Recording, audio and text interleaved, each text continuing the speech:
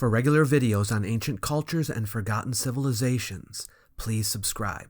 If I could actually see that intermediate material between the upper Paleolithic cave art and Gobekli Tepe, if I could see the gradual evolution and development of skills, I wouldn't need to invoke a lost civilization, the survivors of a lost civilization who've mastered those skills elsewhere, to come in and teach those skills at Gobekli Tepe. But it still looks to me like a transfer of technology, unless you can show me that evolutionary process.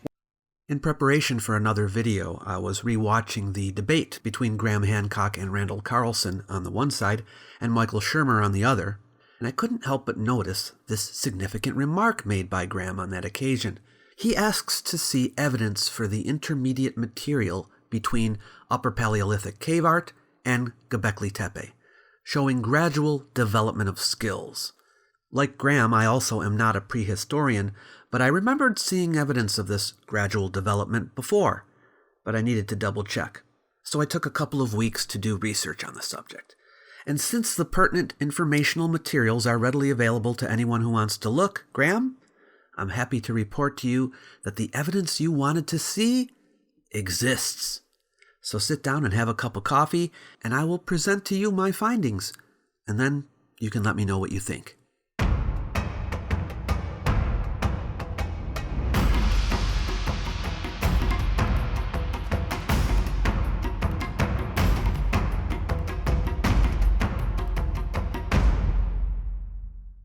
Welcome to the Myths of Ancient History series, in which common misconceptions about ancient times are cleared up.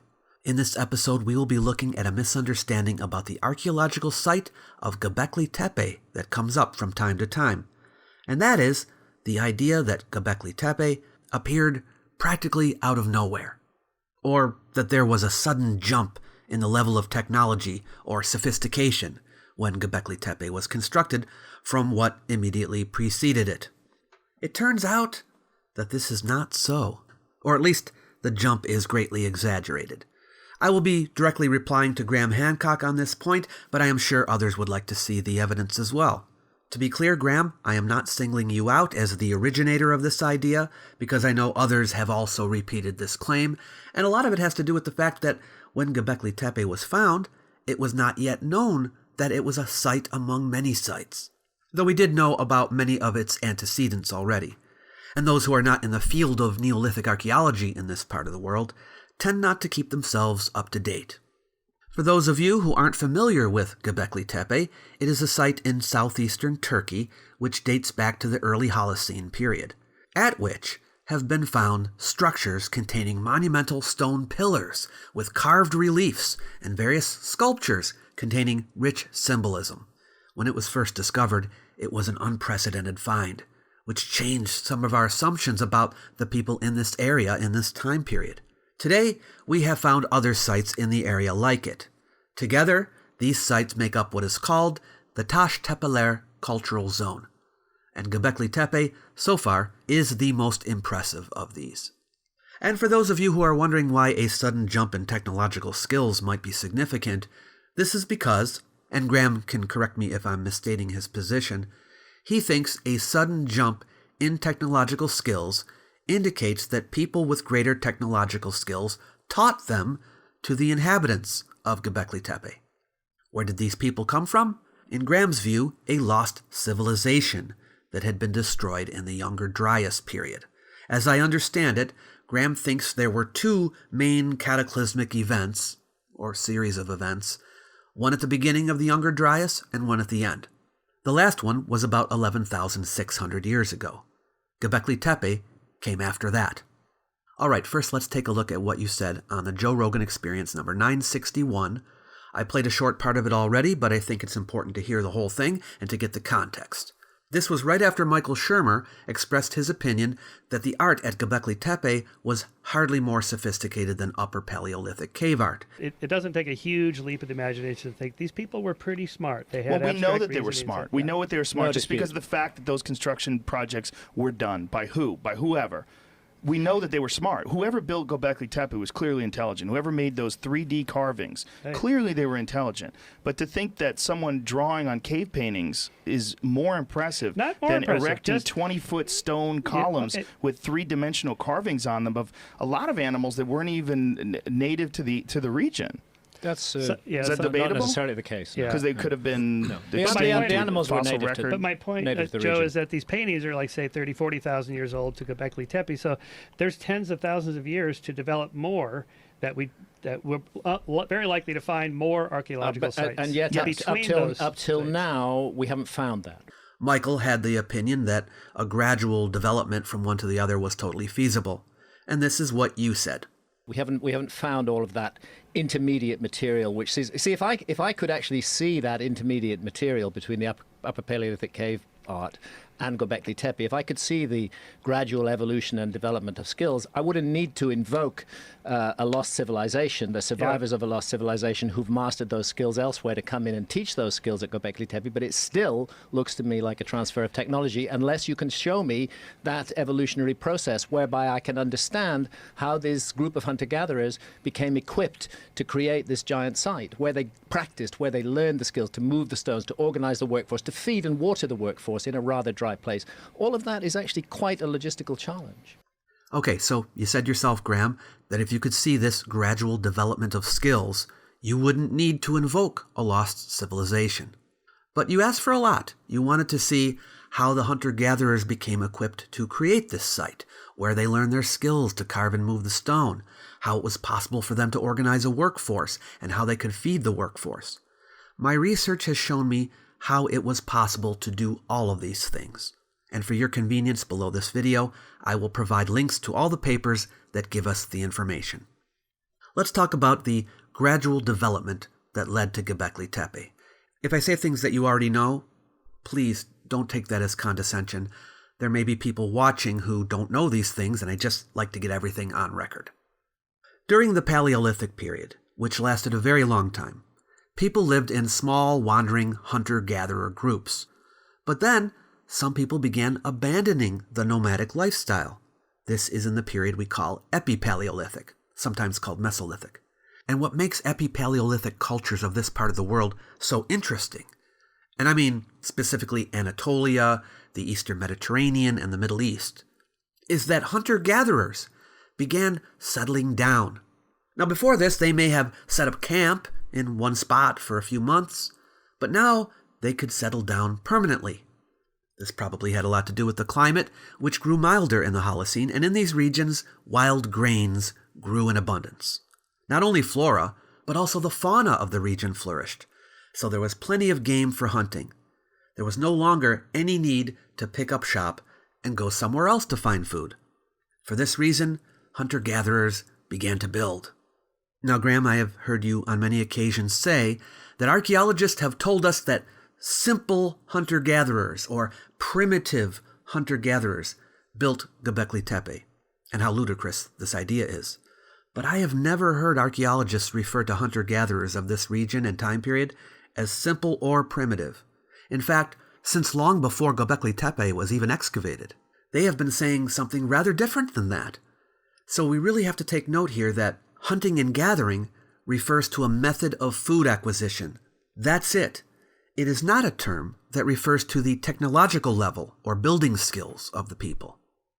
Let's consider the Natufian culture of the Epipaleolithic period, about 15,000 to 11,500 years ago. They existed before and during the Younger Dryas period, and the Natufian culture has been known about since the 1930s, so this isn't new information. It has been known now for nearly 100 years.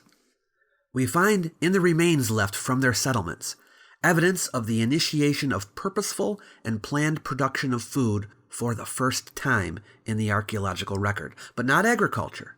We're talking about systematic food gathering and organized hunting, and the creation of storage facilities.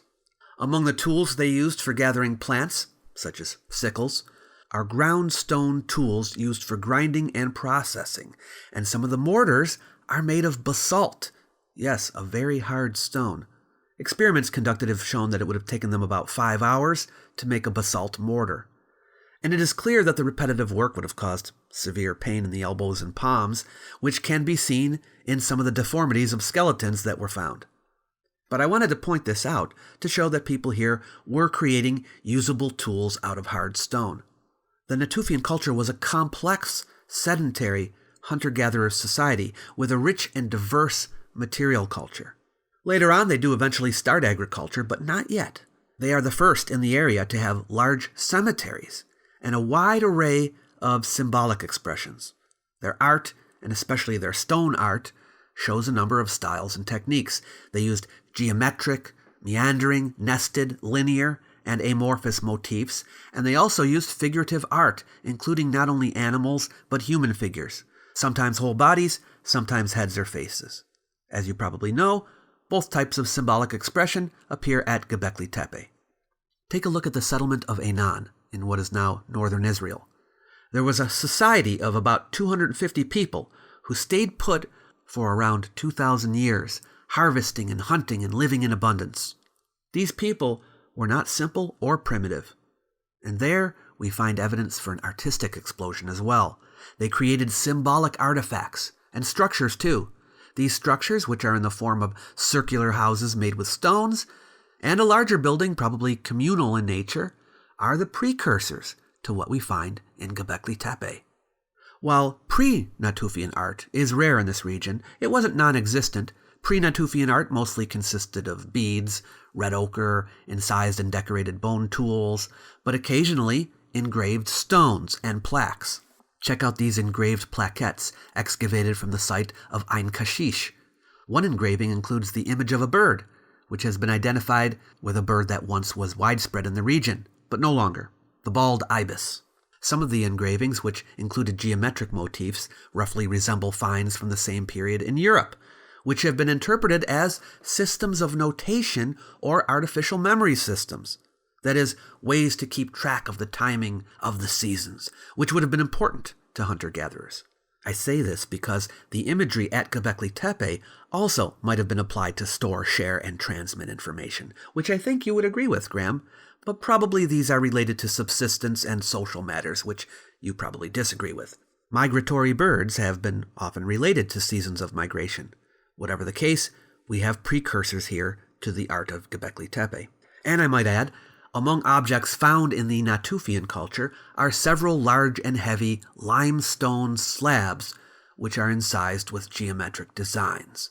Mind you, these are early days, so the slabs are irregular in shape and not as big as at Gobekli Tepe, but they have been, in many cases, leveled and smoothed, sometimes even polished. We see here the beginnings of the very technology that is seen at Gobekli Tepe later. At Hayonim Cave, for example, an incised limestone slab was discovered in a Natufian graveyard there. It's only about 15 or 16 centimeters across, but the slab was broken when it was found, so we don't know the original size. It has 2 smoothened surfaces, and a preserved edge of the slab shows that it was rounded. Interestingly, the type of stone that the slab is made from is not found at the cave, so that means it was brought there. On it, we see incisions forming a depiction of a human figure. Obviously, this is nowhere on the level we see at Gobekli Tepe, but remember, we are tracing a gradual development that will lead neatly into what we find at Gobekli Tepe. Natufian stone slabs were used as canvases to depict images, figures, patterns, and maybe even scenes. This suggests a long tradition of engraving technology. On other objects, we find zoomorphic representations. Among these are bone objects with birds represented on them. At Hayonim Cave, there's also a stone slab with a ladder pattern, which is a pattern we see come up from time to time. Because of parallels found in roughly contemporary European contexts, it's been interpreted as a calendar, possibly recording the winter rains, the amount of rainfall, when certain cereals grow, inventory of harvest and storage, or rituals. Whatever the meaning, it does appear to be a system of notation, and one can't help but think of symbols found at Gobekli Tepe, which, although they are not exactly the same, may have served similar purposes. This shows social complexity that perhaps you did not think hunter-gatherers possessed. Here's an interesting example of human representation from late Natufian times. It comes from Nahal Ein Gev II. This face carved from a limestone pebble, is minimalist for sure, but the modifications are interesting. The perimeter of the stone was deliberately modified to look like a human head, and a T-shaped relief was made to form an eyebrow ridge and nose. I wanted to show it to you to give an example of how people were beginning to play with relief-style imagery. It's not just making incisions anymore to draw things, but it's shaping the stone so that the shape pops out at you. And the skills to make this only get better with time as we move towards Gobekli Tepe. Animal representations continue from the Natufian onward, with depictions of birds of prey found at Merebet III, Gilgal I, and PPNA Jericho. Village societies existed outside the Natufian communities too. Hallan Çemi was a small village settlement in southeastern Turkey, not far from where Gobekli Tepe would soon be built. The site is typical for what we've seen of permanent bases for hunter-gatherers. It sat in open woodlands, where there were wild grasses and many animal species. It was established in the closing millennium of the Epipaleolithic period during the Younger Dryas and lasted for a few centuries into the Neolithic. This is significant because whereas most Epipaleolithic sites were abandoned at the end of the Younger Dryas, this one lasted through. The finds from Hallan Çemi also contain evidence of cultural relationships with other cultures, including earlier, contemporary, and later ones. Only a portion of the center of the site has been excavated so far, but we have found traces of semi-subterranean circular buildings like those seen at Natufian settlements. And take a look. This stone-walled circular building stands out from the other circular structures of the site. It's built bigger and better than the surrounding buildings. It was found to have had the horns and front section of a wild bull suspended on the wall. Large circular structures, as you know, are found also at Gobekli Tepe. The structure has one chamber, its walls and floor faced with lime plaster, and note the two pillars. They were plastered over with clay, but underneath each is a standing slab of stone. So we see similarities with what we find at Gobekli Tepe, and this is earlier. The archaeology here has shown that the site was planned ahead of construction and organized. The buildings were tended to with extraordinary care over many generations. They were maintained and renovated regularly. This structure was rebuilt at least 3 times, and there were many minor phases of remodeling and modification. They're not merely shelters to keep away from the elements. These places were special to them. What we are seeing here is that the earliest Neolithic communities showed a great deal of cultural concern with the architecture of buildings and the organization of whole settlements. This was a fully sedentary society, and they were hunter-gatherers, but they weren't simple or primitive. And take a look at this. This is another type of object found in the assemblage. A series of small notched stone batons made of schist or something similar were found. They represent formal tallies of some kind. In other words, they are records. The specific things being tallied are probably not knowable archaeologically, but they show social organization. They may even record events. The presence here of special purpose buildings, sophisticated craft production, trade networks, objects used for record keeping, and experimentation in animal domestication, they attempted to domesticate pigs, shows a high level of complexity. Körtik Tepe is a low mound on the Tigris River in southeastern Turkey. The stone remains found there are from the earliest level, which comes from the late Epipaleolithic, 11th to 10th millennium BCE. This means it's from the Younger Dryas period. Above that is the level dated to the pre-pottery Neolithic A period. Yes, they survived right through. And there we find evidence of rich stone industries, stone vessels, some undecorated, but hundreds with zoomorphic and anthropomorphic decorations, mortars and pestles, and stone plaques with animal decorations. There are also decorated ritual bone objects, thousands of marine shell beads, and several kinds of stone beads, bone tools, bone fishing hooks, and perforated stones. There are structures built here that clearly were for storing food. The houses have earth floors encircled by thin stone walls. It is clear the people here had production technologies and actively fished. There's also evidence of weaving. Yes, hunter-gatherers were capable of quite a lot. Look at this. A chlorite plaquette from Körtik Tepe has a supernatural scorpion relief. Here's a chlorite vessel found among grave goods, and it is incised with scorpions and snakes. Venomous creatures like scorpions, snakes, spiders, and centipedes were associated with the world of the dead at this time in the Fertile Crescent. As you know, scorpion and snake imagery appears also at Gobekli Tepe. Perhaps you've heard of the site of Tel es Sultan. It's the place known as Jericho. The site was occupied during the Epi-Paleolithic period, but it was during the Pre-Pottery Neolithic A period that we find evidence of permanent settlement and considerable development. Found here were round, semi-subterranean houses, just as we have already seen in the Natufian culture.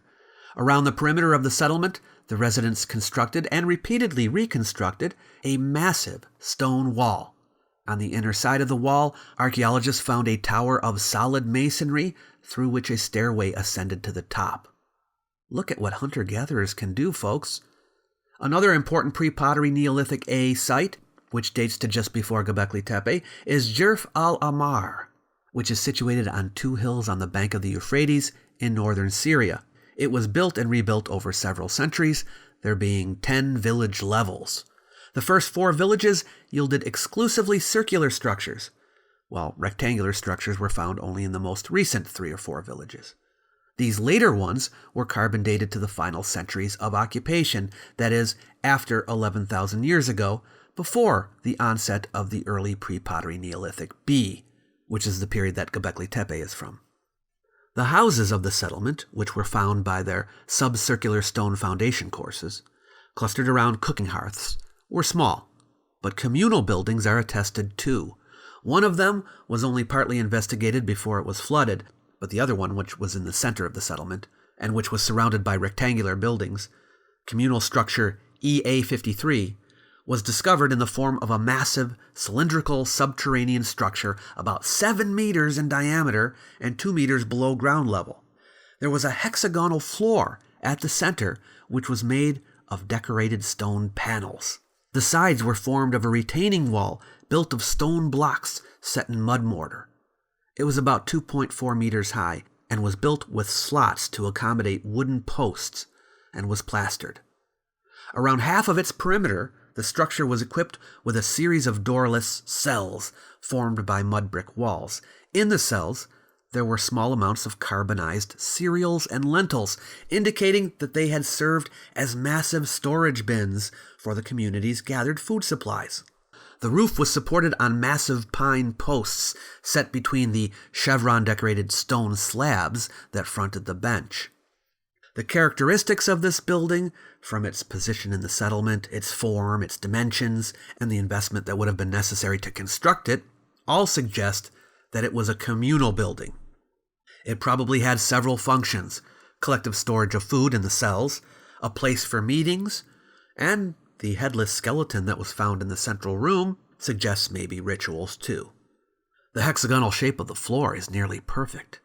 This means there was an abstract planning process. They decided they wanted to place the posts at the hexagon nodes. This planning may have been done at the site prior to construction, but maybe even away from the site. There is no question that accurate measuring was being done. So we find 2 design concepts they must have known: architectural floor planning and measuring well enough so that they could reproduce proportions on a larger scale than what they pre-designed.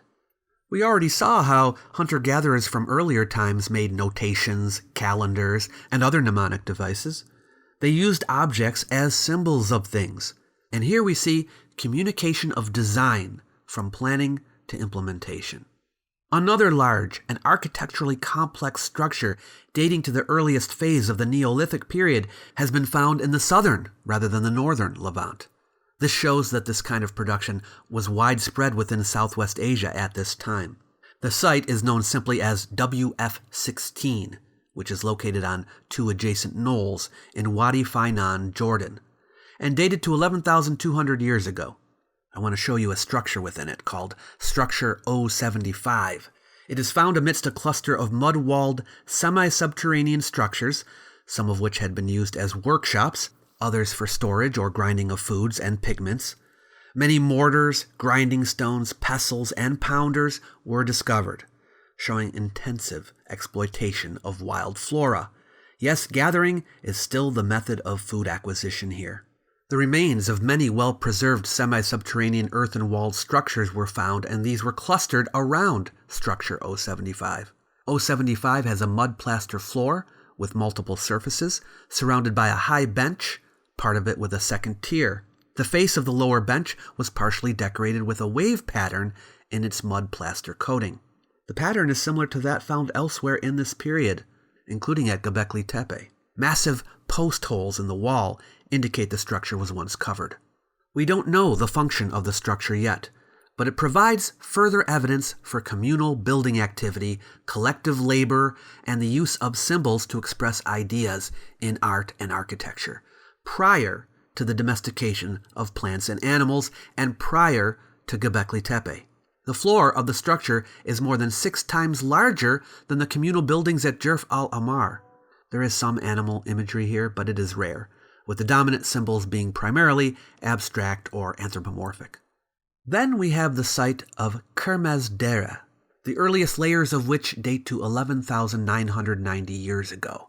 A number of semi-subterranean structures at the site were made of stones set into plaster and were furnished with pairs of strange pillars.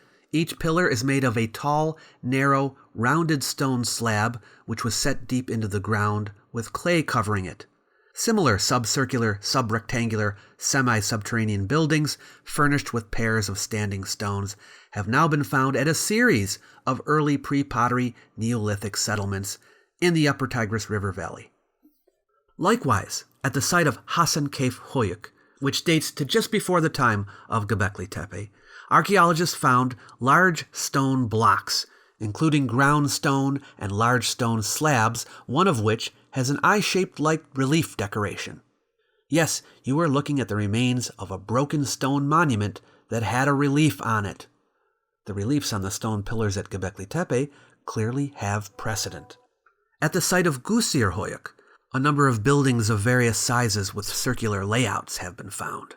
In the middle of one building they found a stone slab that looks like it was placed in a standing position. Its corners have been intentionally rounded. As they haven't fully excavated yet, the height of the slab is still not clear. Another round building encountered at the site has a low platform in its center, and a stone slab or stela has evidently tumbled off it. It's rectangular and flat with rounded corners. Its full height also is not known, as both the upper and the lower ends are missing. Then there is Çakmak Tepe, which is most certainly a direct predecessor to Gobekli Tepe, as it is in the same vicinity and dates to about 300 to 400 years earlier. In fact, it is the oldest settlement so far found here. It has the same kinds of structures, but they are a bit more primitive. Stone slabs with animal representations on them have been found there as well, but also not as advanced as Gobekli Tepe. But certainly, we are looking at a link in the chain, gradual growth and development.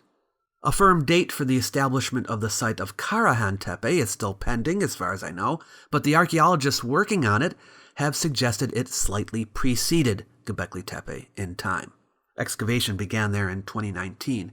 Graham, I think I recall you mentioning Karahan Tepe before, so you surely know that it has T-shaped pillars there, which look a lot like the ones at Gobekli Tepe. These pillars do not contain the beautiful reliefs on them that the ones at Gobekli Tepe do, so we can see that these are not quite as advanced in that regard.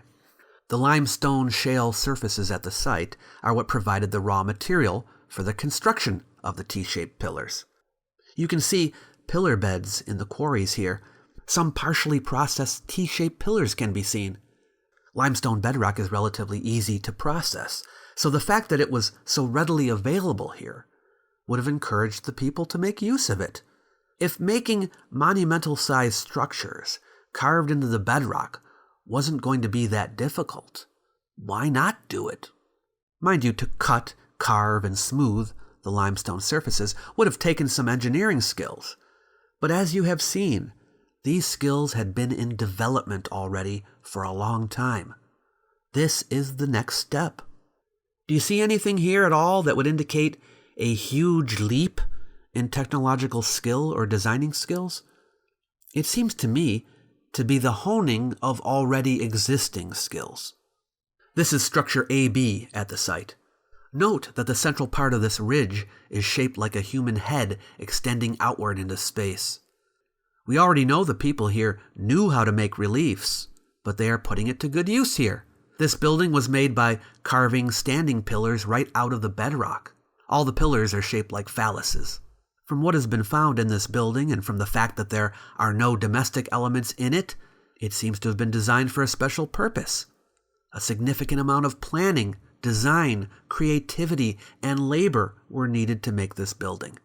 It stands out from all else here at the site. We also have evidence the building was intentionally buried. In fact, some of the earlier buildings I showed you also were intentionally buried. This is a phenomenon that was going on for some time. There's still a lot of discussion about why this was done, but there's no question that it was done at many places over many centuries.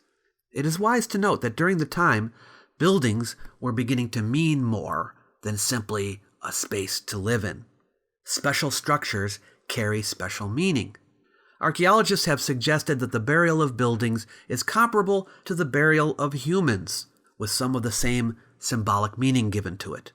The practice involved the decommissioning of the building, the careful demolition of the building, burning within the building, leveling the debris, and the burial itself. Other sites found to also have T-shaped pillars from this general period include Harbetsufan Tepesi, Navali Chori, Sefer Tepe, and Hamzan Tepe. I've only given you a taste of what was going on before Gobekli Tepe. But we ought to keep in mind that circular, communal, or special non-domestic buildings from the late Epipaleolithic to the early part of the pre-pottery Neolithic were being built before the domestication of plants and animals, and well before farming became the established mode of subsistence. And we can see at these sites the investment of great amounts of labor into making them.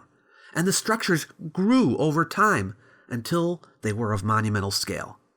The symbolic power that they held can be seen in the design, creation, maintenance, reconstructions, and ritual burial of these buildings. As hunter-gatherers, they would have lived by the hunter-gatherer ethos of sharing. But now they needed to learn how to live together permanently in larger autonomous communities, to cooperate with many people they didn't know very well, and how to create and sustain the extensive networks of social exchange on which their societies depended. This is just an educated guess, but maybe they're super communities, shared symbols to create ideologies that brought them together. Monumentality and memorializing would have been part of this. So now we get to Gobekli Tepe, which is a very large site on a bare limestone ridge more than 300 meters in diameter. Because of its distance from water sources, the original excavators of the site thought it could only be a cult area and not a settlement. That is why you saw all this talk about Gobekli Tepe being some kind of temple that was visited by people living elsewhere. But more recent excavations have shown that Gobekli Tepe was a settlement, inhabited by a population of hunters and gatherers. We know now that the Neolithic humans possessed the mental abilities, the inclination, the technology, and the skills required to construct Gobekli Tepe culture. We have precedent for it. The gazelle hunting tradition that appeared in the Levant was maintained intensely here in the Urfa region. Widespread and extremely large hunting grounds exist in this region, particularly around Karahan Tepe and Harbetsufan Tepesi, settlements that were very ideal for hunting by setting traps and snares. Remains of the hunting grounds were discovered in this area in considerable quantities. Judging by their size, the hunters were able to supply meat in large amounts in a single campaign. Large entrapment areas, which functioned as temporary staging sites, located in the immediate vicinity of the hunting grounds, are where animals were maintained for prolonged periods. Animals were butchered at small hillside settlements nearby as needed to avoid spoilage, and then transported to the settlements. These findings show extreme efficiency, which means even leaving out the fact that they were able to harvest wild grains here in substantial amounts, they had enough food to supply themselves year-round and give the people who lived here significant time to do other things. Links between the builders of this culture and those of the earlier Natufian culture in the Levant are evident. you can see the architectural similarities. The small round buildings here may be older than the monumental structures, or at least contemporary with them, which suggests that the hunter-gatherers of Gobekli Tepe had a similar cultural background to the Natufian culture. It is reasonable to suppose that migrants from the Natufian culture came to this region. For most of its history, people came here to take part in the construction, reconstruction, renewal, and ultimately the burial of circular subterranean monuments that resembled the communal buildings we've seen, but on a larger scale than before. It's another step up, but not a large one. The massive circular structures were formed by retaining walls of stones set in mud mortar, and within each are a pair of T monoliths set in the floor, and there are about 10 or 12 more monoliths standing around the periphery, facing into the center. The monoliths were quarried from the local limestone and were shaped to be rectangular in cross-section. Some of them are in schematized human form. On their surfaces there are motifs sculpted in raised relief, some of which are very simple, having one or two animals, a wild bull, a wolf or fox, or wild boar, scorpion, spider, or snake. Others are more complex, displaying nets formed of interlaced snakes, multiple long-legged birds, or non-naturalistic symbols. And initial assessments that the workload to create these structures would have needed a large number of workers has been shown to be incorrect. An experimental study conducted in 2019 has shown that only a small group of people is required to work for a short amount of time to construct the monumental structures here. Some of the signs and symbols you see at Gobekli Tepe can also be found at other sites in the region. We have already seen T-shaped pillars and other architectural similarities with other sites in the region too. This indicates that the communities living all over this area shared architectural principles for creating their communal buildings, as well as a shared vocabulary, if you want to call it that, of carved or incised signs and symbols. That means that even if a large labor force was needed to make these constructions, the people of Gobekli Tepe alone wouldn't need to have performed the work. The designers, builders, craftspeople, and heavy laborers, as well as the logistical support groups who brought water, prepared food for the workers, and replaced the stone tools as they were consumed, could have come from all over the territory to spend weeks or months at a given site to perform the work. Taken together with the evidence for large-scale feasting events here, the assembling of many people here seems likely. Sometimes we are inclined to have tunnel vision. Even archaeologists sometimes focus on the investigation of single settlements without giving enough thought to how a single settlement may have been part of a larger whole. Yet networking was key to societies even of this period. Exchange of materials and the sharing of cultural and technological innovations is seen in the archaeological record. Exchange allowed people to maintain social relations with distant groups of people that they did not know on the individual level. They began to see themselves as part of a wider community. The obsidian trade was in full bloom at this time. Obsidian found at Gobekli Tepe came from outside the area. The similarities in the construction techniques over the region points to the existence of itinerant craftsmen, not only practicing their crafts away from home, but also spreading their culture. From what I understand, excavations are still in progress at approximately 12 sites in an area of about 100 kilometers around. It is clear that Gobekli Tepe was not alone. It was part of a super community.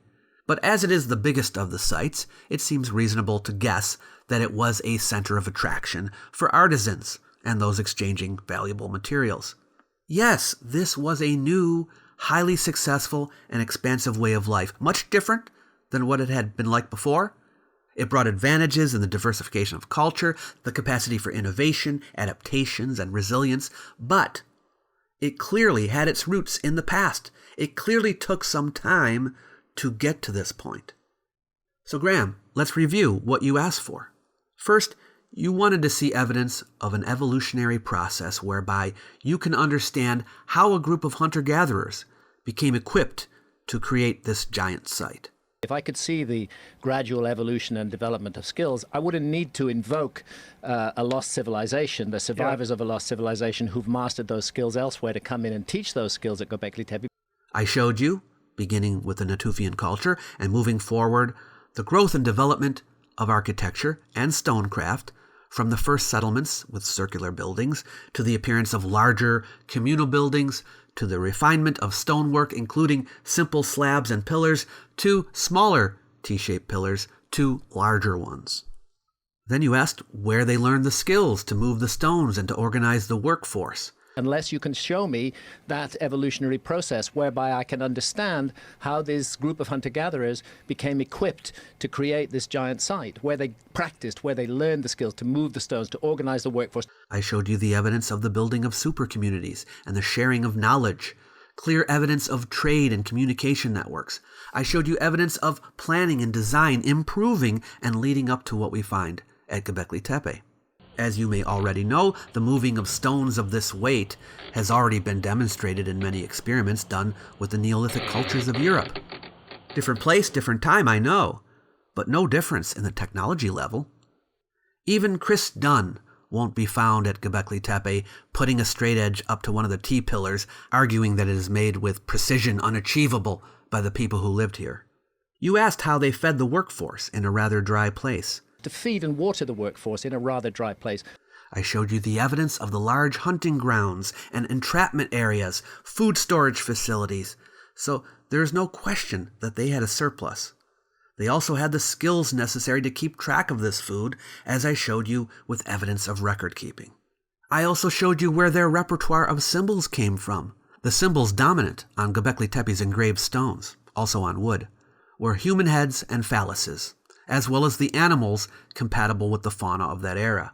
Yes, Neolithic people chose the most fundamental action of their symbolic world, stonework and woodworking, and their common symbols, from the economy and ecology of the period. They didn't need to get it from somewhere else. It was already there. Hunter-gatherers were social people who consciously used symbolic systems since the Paleolithic period. Then, when they settled down in this part of the world during the Epi-Paleolithic, learning how to build permanent structures for themselves, they continued to employ symbolism to reflect their messages to one another. During the early Neolithic, before agriculture, they learned to live in large-scale settled societies and to build institutions. And despite these steps forward, we can see that the majority of the symbolic themes they used in this period, which constitute an integral part of their mythological narrative, date back to earlier hunter-gatherers. These symbols conveyed the socio-ideological heritage of the Paleolithic period. Many of the sculptures and reliefs reference mythological scenes or events. Both the Neolithic hunter-gatherers, who left behind a complex settled civilization with stone monuments, and their ancestors of the Paleolithic, who left behind simple and temporary shelters, shared very similar cognitive processes in terms of constructing a mythological world through their symbols. I think we both agreed already that symbolic systems at Gobekli Tepe were expressions of knowledge.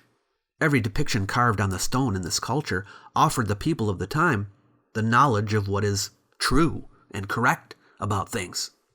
The intense interaction of peoples in the region at this time enriched the symbolic repertoire related to animals and humans that they had, and this would have led to further advancements in mental abstraction. People began to develop their construction of material symbols in complex systems of layered meanings, bound in a syntax of architecture. Those who came to join in the work at Gobekli Tepe would have been aware of the rich ideology that they shared. They exerted mental and physical effort to convey their mythological speculations to each other.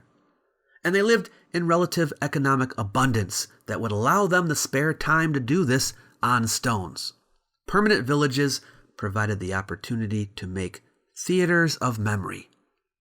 All this had been a long time coming. Just a reminder that I am an ancient historian, but not a prehistorian. I had to do the same kind of work here as you would have had to do. I realize that your form of research more often consists of interviewing people about the sites, so I expect you don't have the time or the desire to stick your head into all the studies and reports, so I'm hoping my work here on your behalf will prove of some use to you. And now, I ask you, Graham, do you have any need to invoke a lost civilization in the case of Gobekli Tepe anymore? It doesn't seem so. What remains for a lost civilization to teach these people? Maybe only Martin Sweatman's idea that Pillar 43 shows that the people here knew about precession of the equinoxes, an idea which I have repeatedly pointed out is unfounded. But even he says that this knowledge was inherited from the Upper Paleolithic. So, what's left? You have on more than one occasion said that you are a person who is able to change his mind in the face of new evidence. How about now? As is always the case with archaeology, there will always be gaps to fill, but it is clear that the gaps are much smaller than they were before, and they are likely to become even smaller as excavations continue. So after you are gone, and people look back on your work, do you want to be on the right side of history? If so, maybe now is the time to let this one go. I would love to see you acknowledge this in your next book, or even on social media. It would garner you much respect. At the very least, remember, the hunter-gatherer societies we have looked at were clearly not simple or primitive. I do hope that you will refrain from calling them this from now on, and never again claim that archaeologists consider hunter-gatherers of this time and place to be simple, because they don't. Thank you for watching all the way to the end, and that goes for all you viewers out there too. If you liked this video, please give it a thumbs up, and consider helping this audience-supported channel out with a super thanks. If you would like to help out more regularly, consider becoming a patron at patreon.com/World of Antiquity. You might like my little e-booklet, Why Ancient History Matters. It's designed to persuade people that the subject is important, even in the modern world. You might also wish to use it to help spread the word. So feel free to share it with someone you know. It's free for anyone who wants it. I've left a link in the description box below the video for you to grab a copy. Catch you later.